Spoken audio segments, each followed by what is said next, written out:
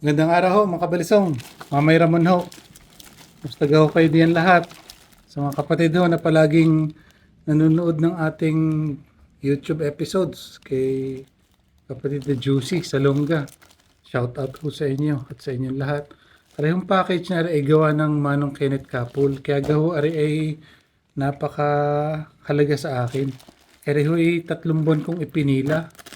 Ayan, 3 buwan ko hong ipinila para gumagawa. Areho ay may binubuhay na naman tayong panibagong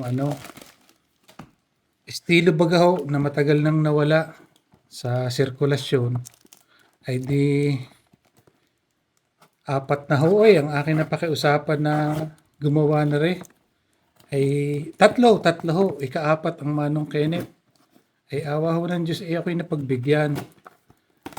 Ay areho ay mahirap gawin kaya inabot ho ng 3 buwan ho ang pila tsaka madami din hong gawa. Manong Kenneth ay ako'y tanggapin mo aking pasasalamat kagaya ng sabi ko sa iyo sa chat ay madami na ang humindi dahil alam kong mahirap nga hong gawin, mabusisi at prone ho sa prone sa pagkasira. Areho ay mga larguhang kapit at larguhang kalupkop gamit ho ang ang tawag dito, malalambot na pangapit ho, sungay, buto ay hindi ho madaling gawin dahil yan ho ay naputok. Kahit ho nabuo nyo na, lalo na sa kalupkop, paano nyo malalagyan ng talim? Ako naman na hindi ho nagtatampo dahil madami hong umayaw. Pero ang ibig ko sabihin, sa daming manggagawa, sabi ko ipasasangga yan at meron din isang maglalakas loob na gawin muli. Ari gahong nawala ng estilong ari. Pag hindi gaho ginawa, ay di makakalimutan na. Ay wala pa ako nakakita nakakagawa na rin. At ang nakagawa ho na rin sa aking nakita noon ay tiyuhin pa ho ng aking pinsanin ko bali, pamangkin ng tatay. Pero siya ho ay special child. At siya ho ay nangungulekta ng mga, itinatapon na ng mga mamay, ng mga tiyuhin na balisog nung araw. Siya ho ay dinadampot ayon at siya ho ay naglalagay mismo ng kalupkop ng mga gawa sa sungay, buto dahil wala naman hong pera. Ang pangalan ho niya ay ang Manong Imo, Maimo ang tawag namin. Timoteo Sanggalang. Ay sumalangit na ang kanyang kaluluwa. Ay siya ho ang isa sa alam ko ang matyaga na nakakagawa ng garne. Ari baga ho, inyong tingnan. Ari ho ay sukat 24. Ang kapit ho na re ay sungay ng kalabaw, itim.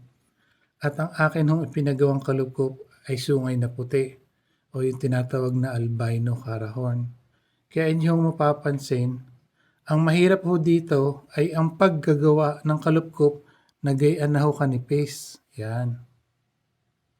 Ngayon, mabuo nyo man ho itong bahayan na ito, itong pangapit na ito sa bahayan, ang pinakamahirap po dyan ngayon ay ang pagkakasa nitong talim dahil pag ari ho ay pinukpok na at hindi ho magaling ang pupukpok ay tunay na kapak ho ari, bibiak at maging ang paglalagay ho ng rematching ari para dumikit. Yan hong tinatawag nating kalupkop diyan sa madring pangapit na yan. Ay di ari ho 4 na piraso, noon ay wala nakakagawa.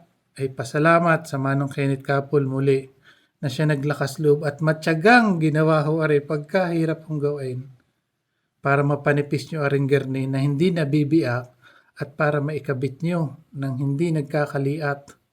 May isang gawa kami na nagkaliat daw ay di makikita kung alin. Ay di ari ho ang isa. Kaganda ng pagkakadali. Ayos. Manong Kenneth, ako'y saludo. Ang talim ho na rin ay bearing. Ang estilo naman ho na rin, ang isang ari, ay Chris.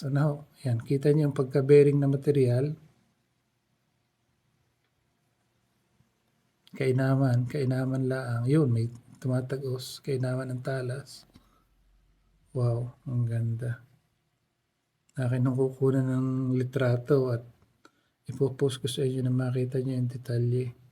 Sa larguhang sungay, nakapit, at larguhang sungay na puti, nakalupkop. Yan, ganyan ho kanipis para mapalabas nyo at maidikit.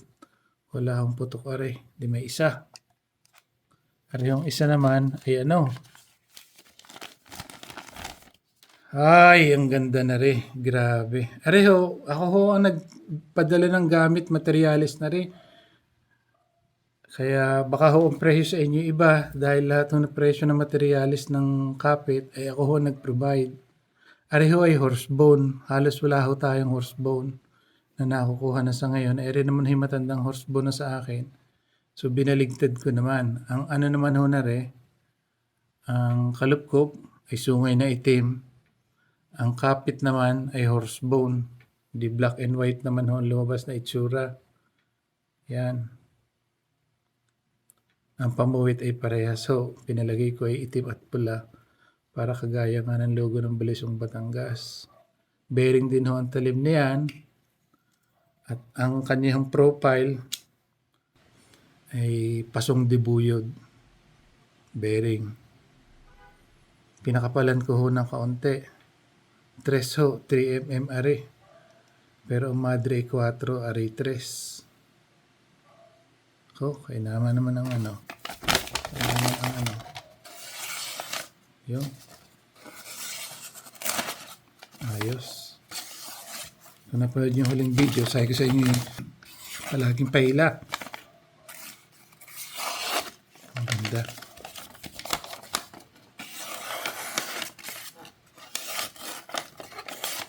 Ganda. Ayos. Ang ganda. Grabe ang tiyaga. Wala akong putok are, isang are. Kung maputokan man kayo, ay kasama ho yun sa paggawa. Ay sabi ko nga sa Manong Kenneth, kung pumutok, huwag kang matakot. At kahit putok ay aking tatanggapin. Pag nasira, hindi sa akin ibabalik at ating papalitan uli. Arehong ikatlo. Dari 2 piraso na ho. Areho ikatlo. Are naman ho ay aming binaligtad. Kung are naman ay nasa ilalim ang itim, are naman ay nasa ibabaw. Sa are sungay na itim, are albino sa ilalim. Areho. Binaligtad na itsura na rin. Ang ganda. Hindi ko alam kung alin inyong mas magugustuhan. Pero yan ho ay pinagpalit-palit ko. Ayan. Ang talim naman ho na rin. Bearing din. Pero sa profile naman ho ng ano, labaha. Sarap. Kainaman ang talas. Sarap. Ang galing. So yan ho, ang detalye naman yan. Galing. Arehong isa, naputukan ho kami din Ay kaya Yaing naputukan. At kung sakaling masisira, ay saka natin ibabalik. Tingnan nyo ga. Ang buto naman ho na rin, baka na. Dahil, yun ho ang pasubali ko sa inyo ha. Maaari hong makailang ulit bago magawa. Minsan ay pumuputok, minsan ay bumibiak. Kaya mas mahal ho ang paggawa natin ng garne kaysa sa mga ordinaryong pinapagawa nating special. Dahil napakatagal nga hong gawin. Areho, yan. Kung nyo makikita, kita nyo ga yung, yan. Yan ho ang kalaban niyan Tapos na minsan, hagyaw mo na napanipis ang kalupkop. Pero pag inyong ikinasana at nilagyan ng rebiti, rematching garne, ay kayo minsan ay mapuputukan. Ay sabi ko sa Manong, huwag mo nang ulitin. Tanggap ko iyan na nangyayari. At kung sakali mang masisira, ay di saka natin papalitan. Dahil pangunawa na rin ho sa gumagawa dahil hindi naman ho kadalinggi ang panipisin, ang kalupkop at maidikit ng tama.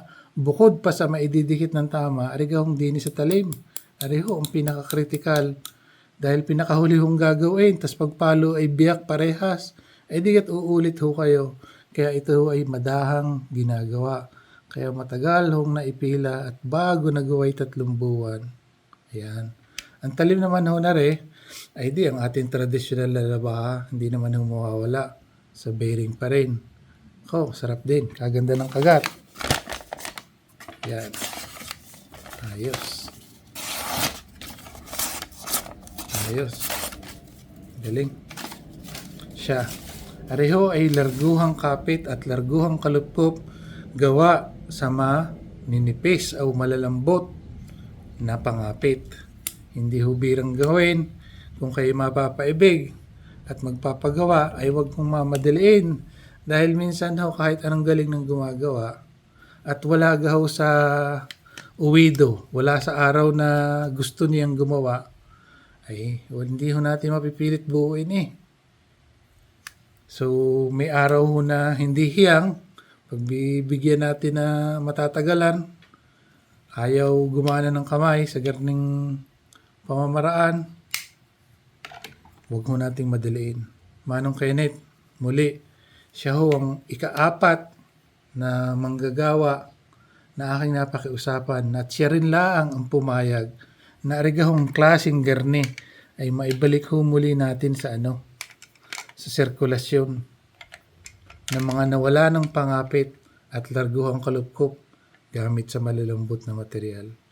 Siya, yan lang ho aking bahagi. Kung kayo gusto magpagawa na inyo na lang hong i-PM ang Manong Kenneth Kapol at kayo ay magpulong sa presyo dahil ang mga pangapit hong ay ako ho nagbigay kaya maaring iba ang presyo kumpara sa inyo. Muli, nabuhay na naman po ang isa sa nawala na at matagal lang nawala sa sirkulasyon ng ating Balisong Batangas. Maraming salamat po.